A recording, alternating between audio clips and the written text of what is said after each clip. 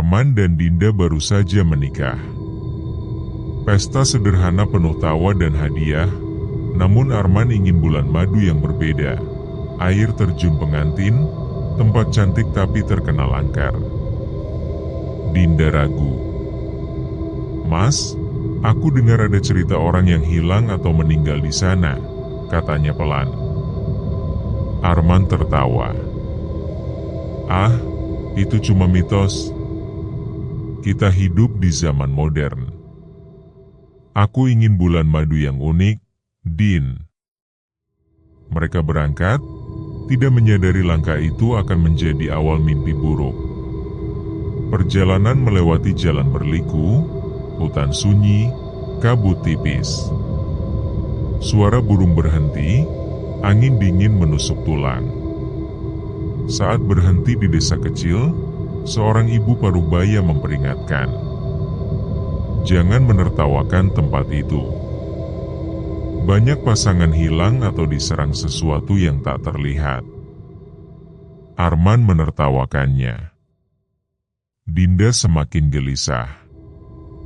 Air terjun tampak memukau, kabut menari, air jatuh deras, pelangi samar.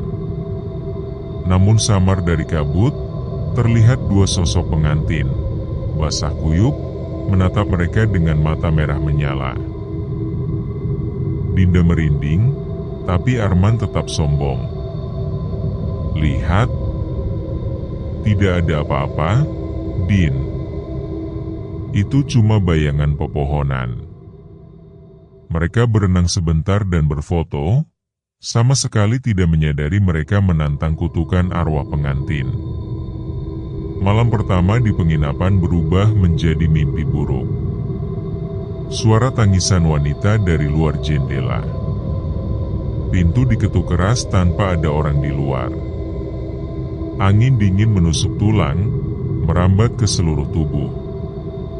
Dinda menatap jendela dan melihat dua sosok pengantin berdiri di luar, basah kuyup, mata merah menyala, darah menetes dari wajah mereka. Arman berusaha tenang, tapi hatinya berdegup tak karuan. Arman dan Dinda mendapati diri mereka sudah berada di tepi air terjun pengantin. Angin dingin menusuk tulang, kabut tebal melayang-layang, suara gemuruh air terdengar seperti teriakan ribuan orang. Arman terengah, mencoba berdiri. Bagaimana bisa? Tadi kita di kamar. Apa ini mimpi? Namun mimpi tak pernah sejelas ini. Dingin air, tajam batu di bawah kakinya. Semuanya nyata. Dari balik kabut, dua sosok perlahan muncul. Ratna, pengantin perempuan dengan gaun putih compang-camping, rambut panjang basah menutupi wajah pucatnya. Joko di sampingnya, wajah membiru, mata merah menyala, bibir pecah penuh darah. Ratna tersenyum sinis. "Kalian menertawakan kami," suaranya berat, seperti keluar dari dua mulut sekaligus. "Sekarang, rasakan sakit kami." Tiba-tiba, sesuatu mencengkeram kaki Arman. Ia terhuyung, lalu tubuhnya terhempas keras ke batu. Brak! Bunyi tulang punggungnya menghantam keras. Ia menjerit, dada terasa remuk. "Aarg! Sakit! Tolong!" Dinda menjerit, berlari ke arah suaminya. Tapi gaun Ratna melilit pergelangan kakinya seperti ular. Dalam sekejap, tubuhnya terseret kasar di atas batu-batu tajam. Kulit betisnya robek, darah mengalir deras, pakaiannya terkoyak. "Mas! Mas, tolong aku!" tangisnya meraung. Arman, dengan sisa tenaga, meraih tangan Dinda. Tapi Joko muncul di hadapannya. Matanya menatap dingin sebelum menendang dada Arman sekuat tenaga. "Bu, tubuh Arman terpental beberapa meter, jatuh menghantam batu licin. Darah memancar dari mulutnya. Nafasnya sesak, seperti paru-parunya ditikam. Arman, Dinda menjerit histeris. Belum sempat ia bangkit, Ratna menindih tubuhnya. Wajah mayatnya menempel di wajah Dinda. Bau busuk dan amis darah menusuk hidung. Ratna menjerit melengking, suaranya menusuk gendang telinga. Dinda menutup telinga sambil menangis. "Pergi! Jangan ganggu aku." Namun Ratna meraih rambut Dinda dan menghantamkan kepalanya ke batu.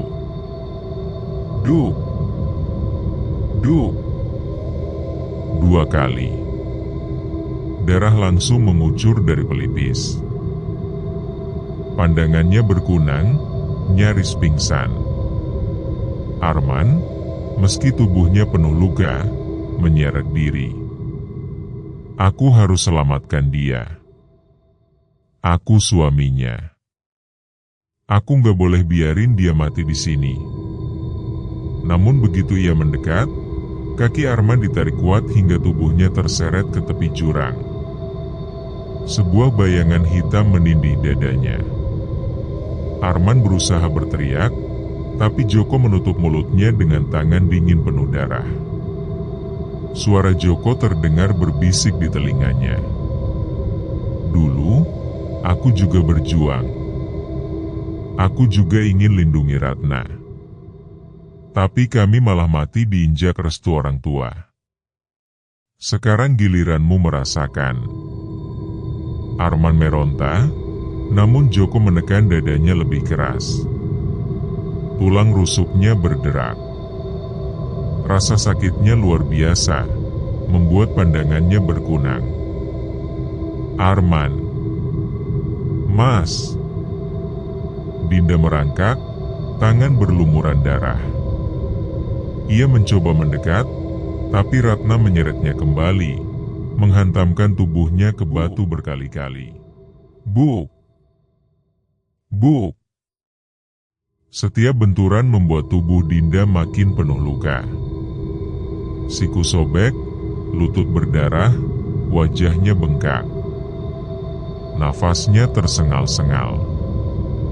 Suasana penuh jeritan. Jeritan manusia yang benar-benar tersiksa. Arman akhirnya berhasil menendang Joko, lalu meraih Dinda. Mereka berdua jatuh bangun, berlari terpincang-pincang, tubuh berdarah-darah, pakaian koyak, sambil terus diteror. Ratna melayang di belakang mereka, suaranya menjerit panjang. "Kalian tak bisa lari. Semua pengantin akan berakhir sama seperti kami." Batu-batu di sekitar air terjun tiba-tiba berguncang. Beberapa melayang, menghantam tubuh Arman dan Dinda, membuat mereka makin terhuyung. "Aarg! Tangan aku!" Arman menjerit saat batu menghantam lengannya. Tangannya bergetar, hampir tak bisa digerakkan. Dinda terjatuh, berdarah-darah, tapi ia memaksa bangkit. "Mas! Jangan tinggalin aku." Dengan tubuh remuk, mereka berdua terus mencoba kabur, meski kaki terpincang, tubuh penuh darah, dan luka terbuka di mana-mana. Dari kejauhan, 2 warga desa yang memperbaiki saluran air mendengar teriakan memilukan itu. "Ya Allah, suara apa itu?" Itu manusia, ada yang minta tolong." Mereka berlari ke semak-semak, mengintip dengan wajah pucat pasi. Begitu melihat, darah mereka membeku. Sepasang pengantin muda dilempar-lempar oleh sesuatu tak terlihat, jatuh bangun, tubuh mereka remuk berdarah, tapi masih berusaha lari. "Astagfirullahalazim," salah satu warga hampir menjerit, tapi segera ditahan temannya. "Kita harus ke desa sekarang," panggil Kiai Hasan, "cepat." Mereka pun lari terbirit-birit, meninggalkan suara jeritan Arman dan Dinda yang makin sayup, tenggelam dalam gemuruh air terjun. Dua warga yang sebelumnya melihat kejadian di semak-semak berlari terbirit-birit menuju desa. Nafas mereka tersengal, wajah pucat, keringat bercampur hujan tipis yang mulai turun. Warga A, teriak salah satu di antara mereka dengan suara pecah. "Pengantin baru itu. Mereka di air terjun. Dilempar-lempar setan." Orang-orang segera keluar dari rumah masing-masing, wajah-wajah panik muncul, membawa obor dan lampu minyak. Beberapa ibu-ibu menutup mulutnya, ngeri hanya mendengar ceritanya. "Ya Allah, lagi-lagi air terjun pengantin," bisik seorang lelaki tua. "Benar kata leluhur, tempat itu terkutuk," sambung yang lain dengan suara gemetar. Warga bergegas menemui Kiai Hasan, seorang ulama sepuh yang dihormati. Rumahnya sederhana, berdinding kayu, namun auranya tenang meski di tengah kepanikan. "Kiai," salah satu warga hampir tersungkur di teras. "Ampun, Kiai, kami melihatnya sendiri. Pengantin baru itu, Arman dan Dinda, tubuh mereka dilempar-lempar, disiksa sesuatu yang tak kasat mata. Mereka pasti mati kalau tidak segera ditolong." Menatap tajam. Matanya yang tua namun bersinar memancarkan wibawa. Ia mengangguk pelan. "Aku sudah merasakan hawa busuk itu sejak sore." Kutukan lama itu terbangun kembali. Malam ini, mereka menuntut korban. Suasana hening. Hanya suara hujan dan detak jantung warga yang seakan bisa terdengar. "Jangan hanya diam," bentak Kiai Hasan akhirnya. "Bawa obor. Kita ke air terjun. Kalau terlambat, nyawa mereka akan diambil selamanya." Puluhan warga segera berkumpul, membawa obor, golok, bahkan beberapa membawa kentongan bambu untuk menambah keberanian. Mereka berjalan cepat menembus hutan, cahaya obor berkelip di antara pepohonan basah. Sepanjang perjalanan, suara tangisan Dinda dan jeritan Arman masih terdengar samar-samar, menggema dari arah air terjun. "Mas, tolong aku. Arg." Suara itu menusuk hati warga yang mendengarnya. Beberapa perempuan menangis lirih sambil memeluk anaknya yang ikut serta. Ketika rombongan tiba di tepi air terjun, pemandangan yang mereka saksikan membuat semua membeku. Di antara kabut putih, Arman dan Dinda tergeletak di tanah licin, tubuh mereka penuh darah. Pakaian pengantin compang-camping, wajah bengkak, luka terbuka menganga di lengan dan dahi. Mereka mengerang pelan, setengah sadar, sesekali berusaha merangkak tapi langsung terhempas kembali. Salah seorang warga menjerit histeris. "Astagfirullah, mereka dibantai." Namun lebih mengerikan lagi, beberapa orang sempat melihat dua bayangan samar di balik kabut air terjun, sosok pengantin Ratna dan Joko. Mata mereka merah menyala, menatap tajam ke arah rombongan warga. Obor beberapa orang langsung padam tanpa sebab. Angin dingin berhembus kuat, membuat bulu kuduk merinding. Semua baca ayat kursi, perintah Kiai Hasan lantang. Warga serempak melafalkan doa dengan suara bergetar.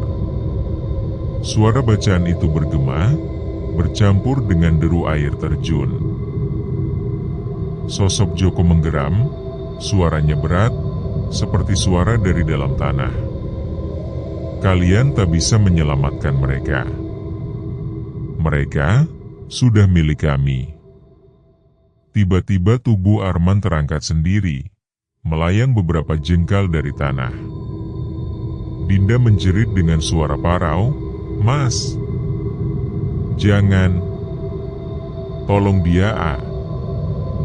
Kiai Hasan segera maju, menancapkan tongkat kayunya ke tanah, lalu membaca doa dengan lantang. Cahaya dari obor yang tersisa bergetar, seakan menolak padam. "Demi asma Allah, aku perintahkan kalian kembali ke tempatmu. Jangan sakiti mereka yang tak bersalah." Suara doa itu menggetarkan. Sosok Ratna dan Joko meraung panjang, lalu perlahan menghilang ke dalam kabut air terjun. Tubuh Arman jatuh keras ke tanah, membuatnya kembali mengerang. Warga segera berlari, menggotong Arman dan Dinda yang kini tak berdaya. Darah masih mengalir dari luka-luka mereka, nafas tersengal, tapi nyawa mereka masih Kiai, seru salah satu warga. Dalam perjalanan kembali ke desa, Kiai Hasan berjalan paling depan. Wajahnya tegang, tatapannya lurus menembus kegelapan hutan. Air terjun itu menyimpan rahasia lama, rahasia yang belum selesai, gumamnya lirih. Dan malam itu, sepasang pengantin baru yang hampir mati, akhirnya dibawa pulang ke desa. Namun kutukan air terjun belum berakhir. Malam itu, Arman dan Dinda terbaring di rumah Kiai Hasan. Tubuh mereka diperban seadanya, darah masih merembes di beberapa bagian luka. Dinda masih lemah, sesekali mengerang kesakitan, sedangkan Arman hampir tak bisa menggerakkan tubuhnya. Di ruang tengah, warga berkumpul. Lampu minyak bergoyang pelan, menciptakan bayangan panjang di dinding. Suasana penuh kecemasan. Seorang pemuda akhirnya angkat bicara. "Kiai, apa sebenarnya yang terjadi di air terjun itu? Kenapa setiap kali ada pengantin baru, teror selalu muncul?" Kiai Hasan menghela napas berat. Tatapannya kosong, seolah menembus masa lalu. Ia kemudian berkata dengan suara pelan namun tegas, "Kalian semua sudah sering dengar, tapi malam ini, aku akan ceritakan yang sebenarnya. Tentang Ratna dan Joko." Ruang itu langsung hening.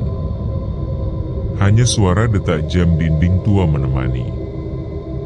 Dulu, puluhan tahun lalu, Ratna adalah gadis desa ini. Cantik, baik hati, dan patuh pada orang tua. Ia jatuh cinta pada Joko, seorang pemuda sederhana yang bekerja sebagai kuli di ladang. Mereka saling mencintai dan ingin menikah. Namun orang tua Ratna tidak merestui. Mereka menganggap Joko tak pantas. "Apa jadinya anakku menikah dengan orang miskin?" Begitu kata mereka. Beberapa warga menunduk. Cerita itu seperti luka lama yang masih terasa. Kiai Hasan melanjutkan, suaranya berat. Tapi cinta Ratna dan Joko terlalu besar. Mereka nekat menikah secara diam-diam. Hanya berdua, tanpa restu, tanpa doa. Dan malam setelah mereka mengikrarkan janji suci, orang tua Ratna mengetahui warga satu persatu, lalu menambahkan, Ratna dipukul, dihina. Joko diusir, dipermalukan. Mereka tidak kuat. Dengan gaun pengantin sederhana, mereka lari ke air terjun itu. Di sanalah Ratna berteriak kepada langit, "Kalau kami tak bisa bersama di dunia, biarlah kami bersama dalam kematian." Seisi ruangan menahan napas. Mereka pun meloncat berdua dari atas tebing. Tubuh mereka remuk. Air terjun yang tadinya indah berubah mencekam. Dan sejak malam itu, arwah mereka tidak pernah tenang. Seorang warga berbisik, wajah pucat. Jadi, itu sebabnya mereka menampakkan diri sebagai pengantin. Kiai mengangguk pelan. Mereka terikat pada malam perkawinan.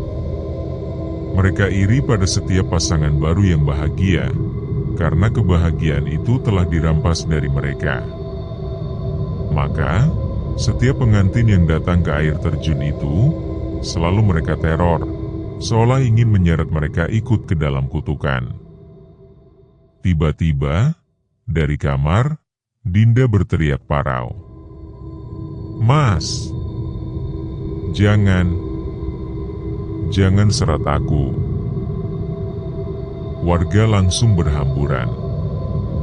Saat masuk, mereka melihat Dinda meronta-ronta, meski matanya terpejam. Tangannya bergerak liar seperti sedang ditarik oleh sesuatu. Tubuhnya terangkat sedikit dari ranjang, lalu jatuh keras. "Pegang dia," seru Kiai Hasan. Beberapa warga segera menahan tubuh Dinda. Dengan suara lantang, Kiai Hasan membaca doa, memukul ringan dahi Dinda dengan telapak tangan. Perlahan jeritannya mereda, dan tubuhnya terkulai lemas kembali. Arman yang setengah sadar menatap istrinya dengan air mata. "Tolong dia, Kiai, tolong istri saya nggak mau kehilangannya." Kiai Hasan menatap mereka dengan penuh iba. "Kalian kuat sekali. Tapi kutukan ini belum selesai. Mereka akan terus datang, sampai ada yang memutus rantai dendam mereka." Warga saling pandang, wajah-wajah pucat diterangi lampu minyak. Malam itu semua orang sadar, air terjun pengantin bukan sekadar mitos. Itu luka lama yang masih hidup, dan haus akan korban. Malam itu desa terasa berbeda. Udara lebih dingin, angin berdesir membawa bau amis darah. Lampu minyak di rumah-rumah warga berkedip-kedip, seolah diterpa bayangan tak kasat mata. Arman dan Dinda terbaring di rumah Kiai Hasan. Tubuh mereka diperban seadanya, namun rasa sakit tak bisa tertutupi. Dinda menggigil, bibirnya bergetar. "Mas, aku masih merasakan tangan itu. Seperti masih menarik kakiku." Arman, dengan wajah pucat penuh luka, meremas tangannya. "Tenang, Din, kita sudah di desa. Aman di sini. Ada Kiai Hasan. Mereka nggak bisa masuk ke sini." Namun dalam hatinya, Arman tak yakin. Kenapa? Kenapa aku masih mendengar bisikan itu di telingaku? Dari luar kamar, suara warga terdengar samar. Mereka masih berjaga. Beberapa membaca doa, yang lain menabuh kentongan pelan untuk mengusir roh jahat. Tiba-tiba, duk, duk, duk. Pintu kamar bergetar keras, seperti ada yang menendang dari luar. Lampu minyak di meja langsung padam, meninggalkan ruangan dalam gelap dan memeluk Arman. "Mas, ada yang masuk." Arman memelototkan mata, berusaha mencari obor. Tapi sebelum sempat bergerak, jendela kamar terbuka sendiri dengan suara berderit panjang. Angin dingin berhembus masuk, membawa bau anyir darah.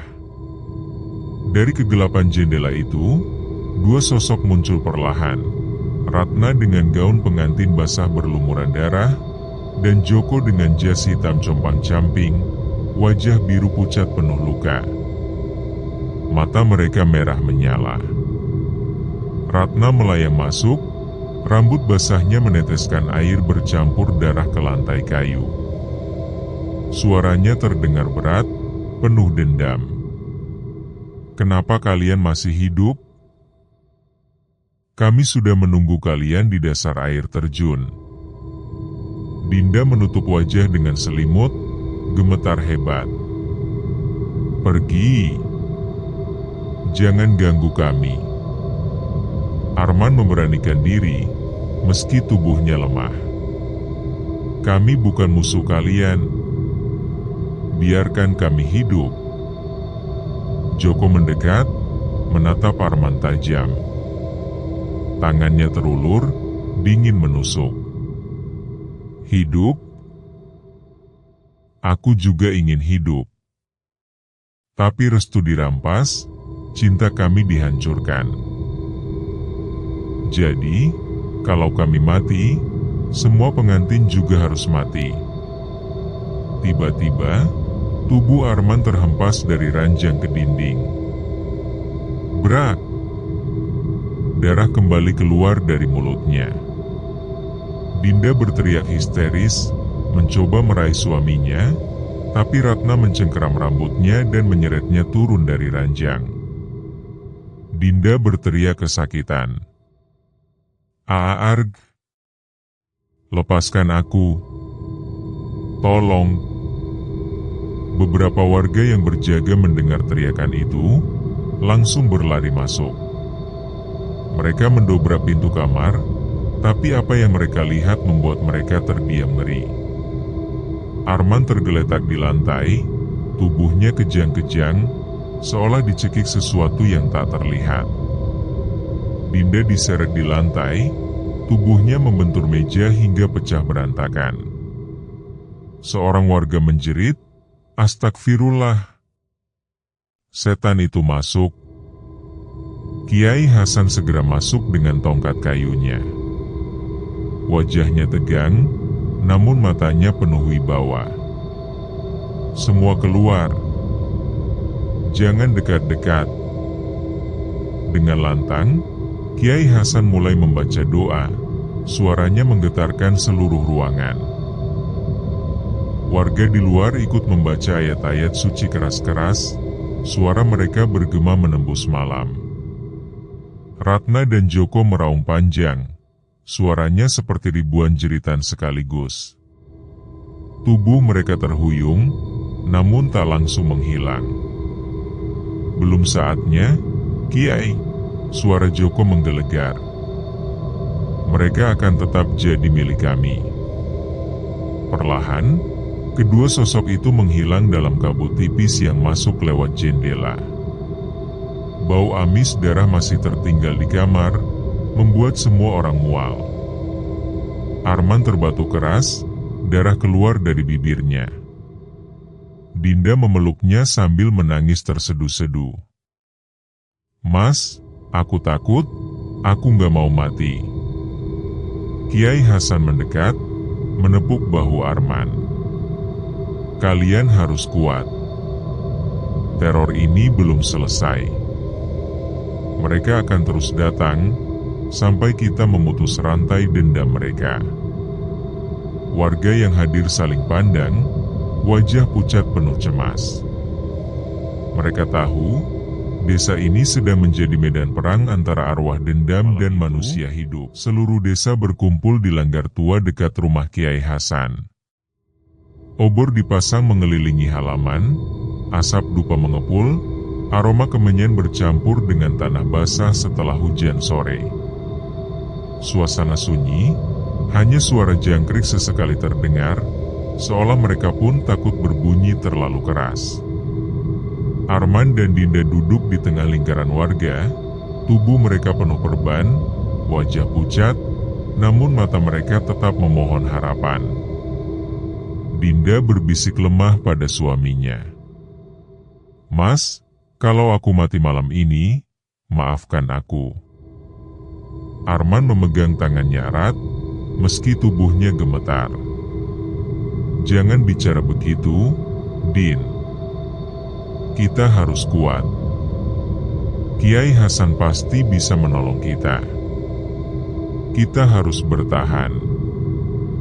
Kiai Hasan berdiri tegak di depan mereka, memegang tongkat kayu dengan ujung yang diikat kain putih. Di sampingnya, sebuah kendi berisi air doa dan beberapa kitab tua terbuka. Suaranya lantang namun tenang. Malam ini, kita akan mengakhiri dendam Ratna dan Joko. Mereka terjebak dalam kemarahan, menolak menuju cahaya. Tapi ingatlah, mereka tidak bisa dikalahkan dengan senjata. Hanya doa, kesabaran, dan keberanian hati yang bisa memutus rantai ini. Warga serentak mengangguk, meski wajah mereka pucat. Ketika Kiai Hasan mulai melantunkan doa, angin berhembus kencang. Obor bergetar, sebagian padam. Anjing-anjing desa menggonggong bersahutan, lalu mendadak terdiam seolah dicekik. Dari arah hutan menuju air terjun, kabut putih merambat cepat, menutupi halaman langgar. Suara perempuan menangis terdengar jelas, lirih tapi panjang, disusul suara laki-laki tertawa keras dan penuh ejekan. Arma Aan, Dinda A, malam ini, kalian milik kami. Tiba-tiba, Ratna dan Joko muncul di antara kabut. Wujud mereka lebih mengerikan dari sebelumnya. Ratna mengenakan gaun pengantin yang kini penuh sobekan, darah mengalir dari mata seperti air mata. Joko berdiri di sampingnya dengan wajah separuh hancur, tengkorak terlihat jelas, dan tangannya menggenggam pedang karat yang meneteskan darah hitam. Warga menjerit ngeri, sebagian mundur. Ratna menunjuk ke arah Dinda. Kau, ikut aku, biar kau rasakan bagaimana rasanya ditolak dunia. Tubuh Dinda terangkat ke udara, meski dia meronta keras. Mas, tolong. Arman berusaha berdiri, meski kakinya masih lemah. Ia berlari terpincang, mencoba meraih istrinya. Lepaskan dia, bajingan. Ambil aku saja. Joko menghantam Arman dengan kekuatan tak kasat mata. Berat. Tubuh Arman terpental hingga menghantam dinding langgar. Darah segar muncrat dari pelipisnya. Warga makin panik. Kiai, mereka terlalu kuat. Namun Kiai Hasan tetap berdiri tegak. Suaranya makin keras, membaca doa dengan penuh kekuatan.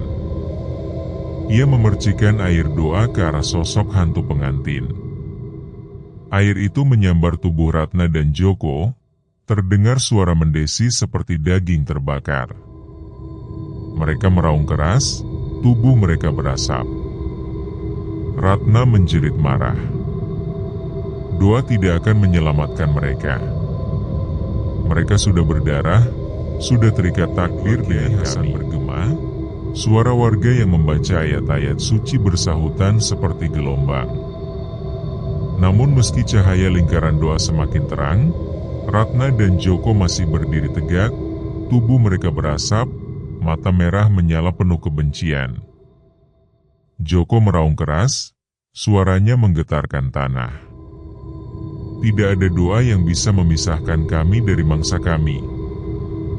Mereka harus mati.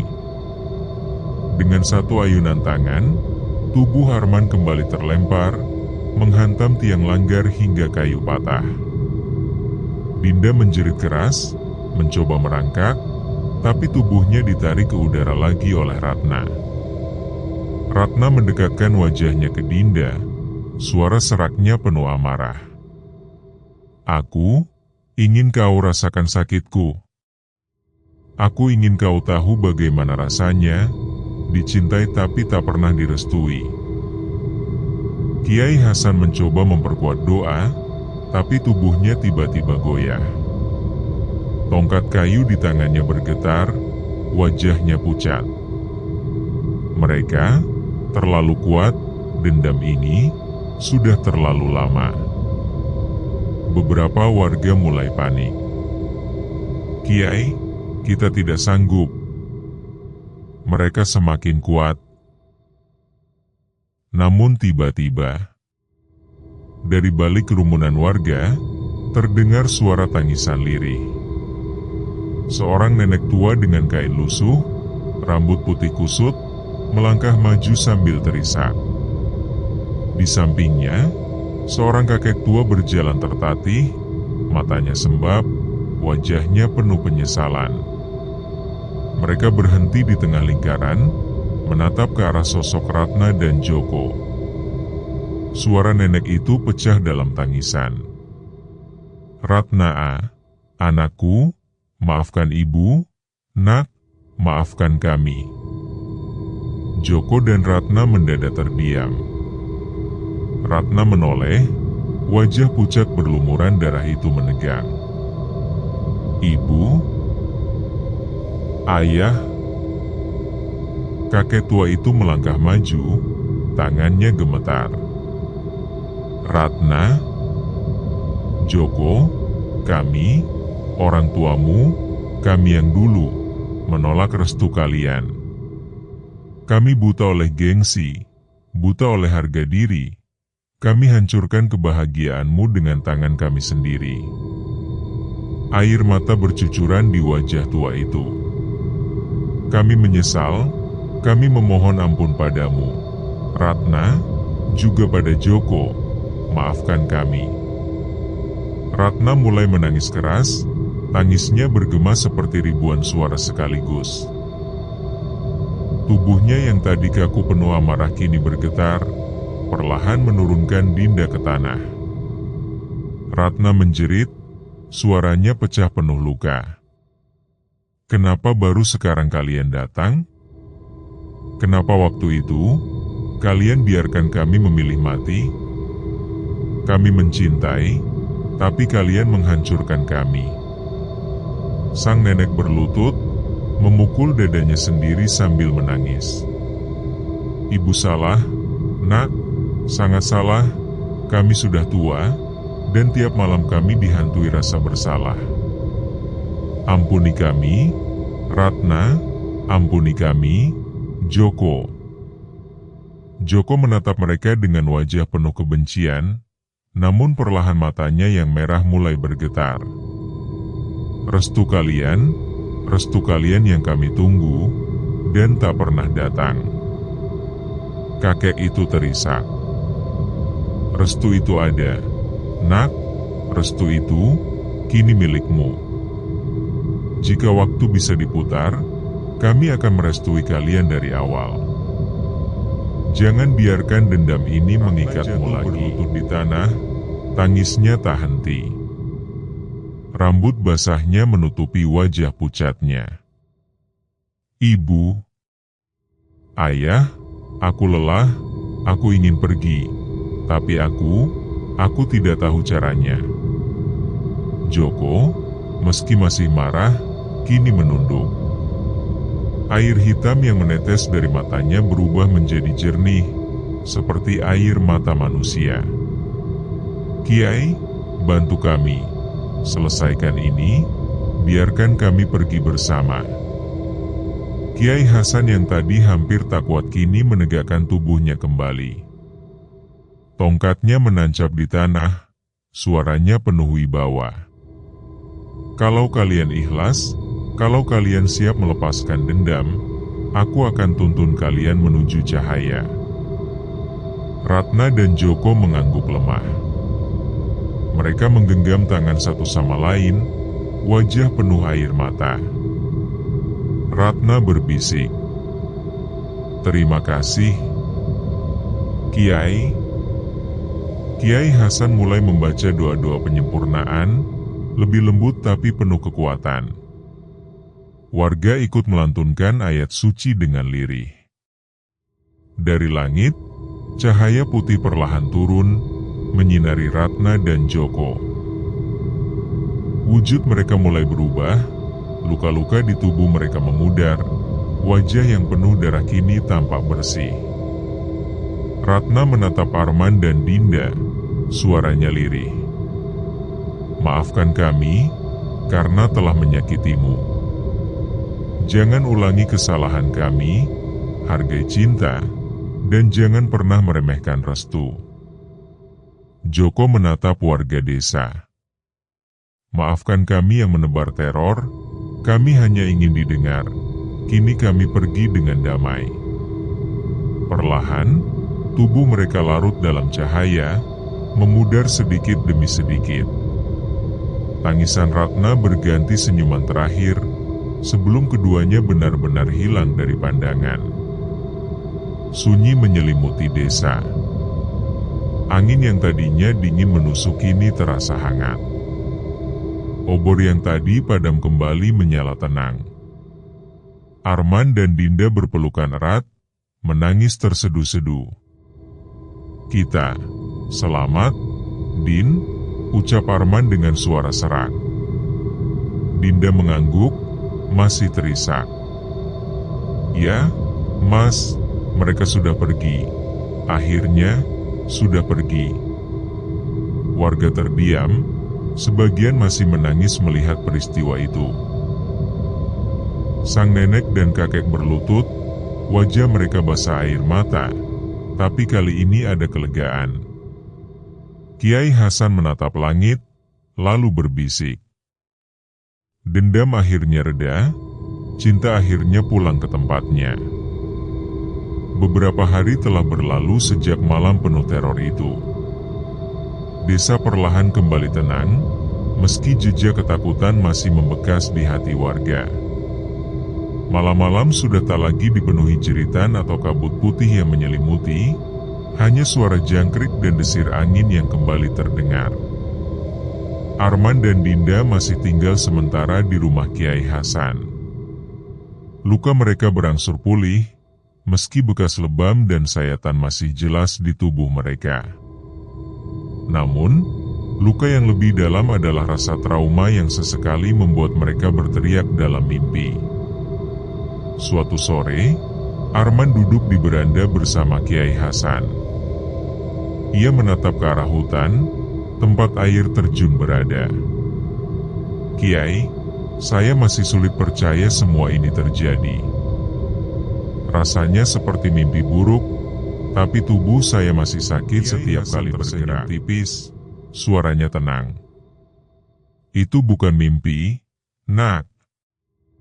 Dunia ini luas, ada yang terlihat, ada yang tidak. Kesombongan kadang menutup mata kita, hingga kita lupa bahwa yang tak terlihat bisa lebih nyata daripada yang kasat mata." Arman menunduk, wajahnya penuh penyesalan. "Saya bodoh, Kiai, saya meremehkan cerita warga. Saya menertawakan sesuatu yang sakral. Kalau bukan karena Kiai dan warga desa, mungkin kami sudah mati." Kiai Hasan menepuk bahunya. "Yang penting kalian belajar.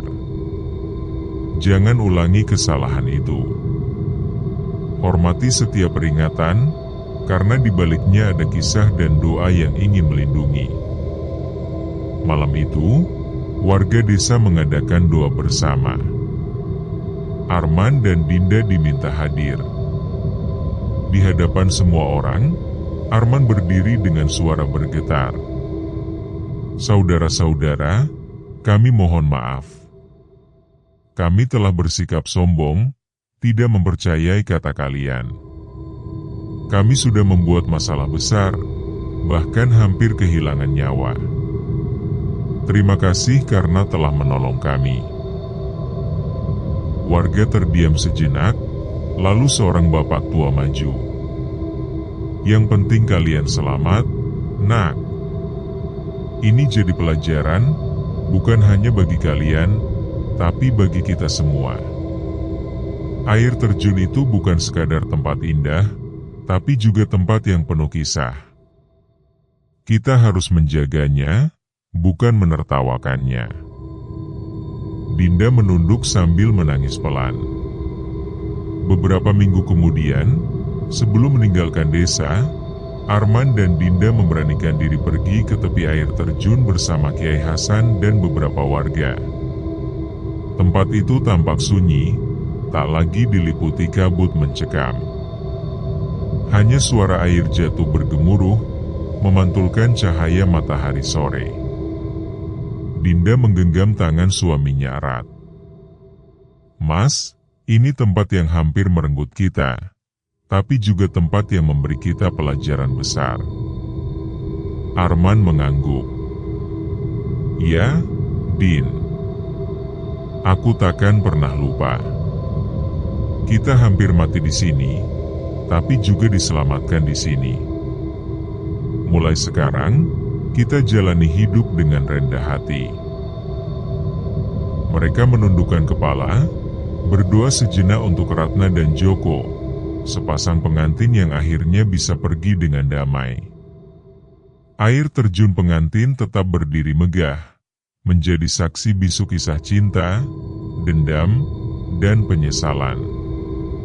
Warga desa menjaga mitosnya lebih ketat, bukan untuk menakut-nakuti, tetapi untuk menghormati jiwa-jiwa yang pernah terjebak di sana. Dan bagi Arman dan Dinda, setiap kali mereka mengenang malam itu, tubuh mereka merinding. Bukan karena takut lagi, melainkan karena sadar, cinta harus dijaga dengan restu, kerendahan hati, dan doa. Mereka selamat, tapi bekasnya akan selalu ada, mengingatkan mereka seumur hidup.